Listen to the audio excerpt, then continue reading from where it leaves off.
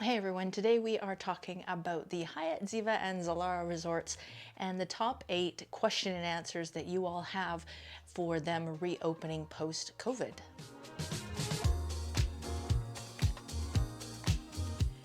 So the number one question that people are asking me, and they're asking the resorts, and they're asking in the forums, is about the swim-up bars. That is obviously the most important thing when you're going to go on vacation, is whether or not the swim-up bars are going to be open.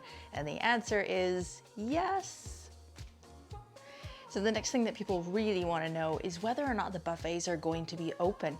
Now, there's been a lot of discussion about this, and in fact, the cruise lines are actually saying that for the most part, when they resume cruising, they aren't going to have any buffets at all. They are just going to go with a la carte dining.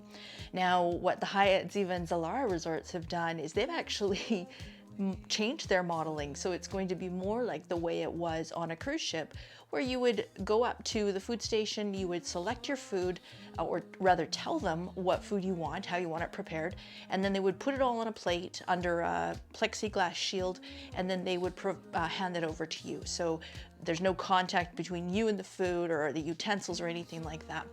It's different between each of the properties, and right now we've got 3 Hyatt Ziva and Zilaras that are open.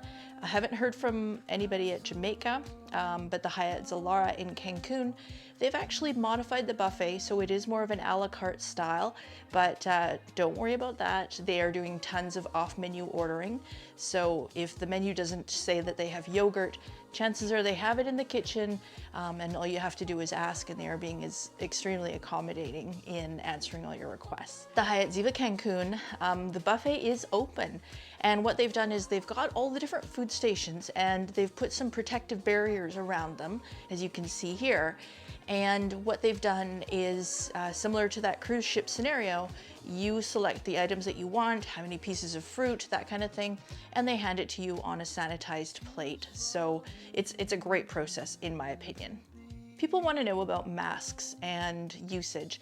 Now, at these properties, the staff are all wearing gloves in any of the food handling areas. They're also wearing a face mask as well as a shield. And this is not only to protect the visitors and the guests of the resort, but also to protect them. So this protects the workers, and it also keeps the guests from being safe. If the guests choose to wear a mask, they can, but they are not obligated or required to do so unless they are in the transportation.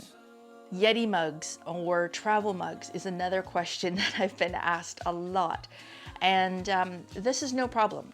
So what we've seen so far is it's no problem to use the mugs.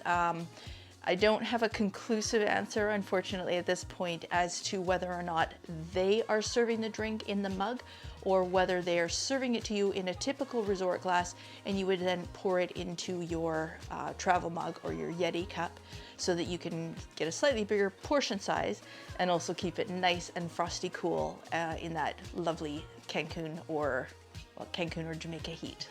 So of course we know dining options are also changing.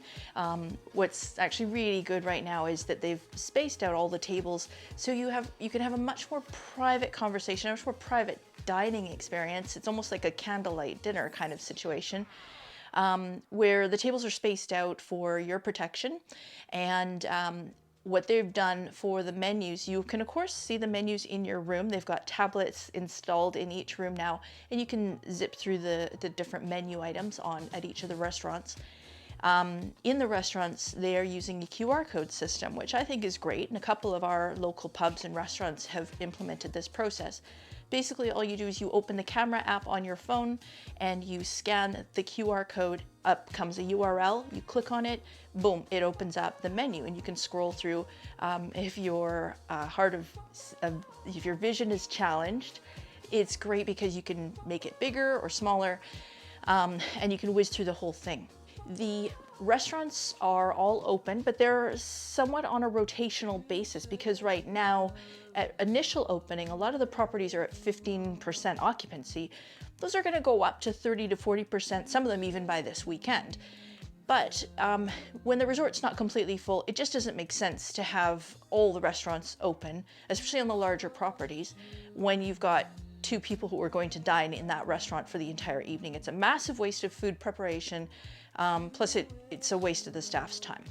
So they're doing it on a rotational basis and still allowing you to be able to try all the different restaurants, but you just have to do a little bit of planning for them. The really good news is that at the Hyatt Ziva Cancun, of course you all know there's that lovely sweet shop where basically you're gonna pack in about 1,000 to 2,000 calories every time you stop in because the treats are just so amazing.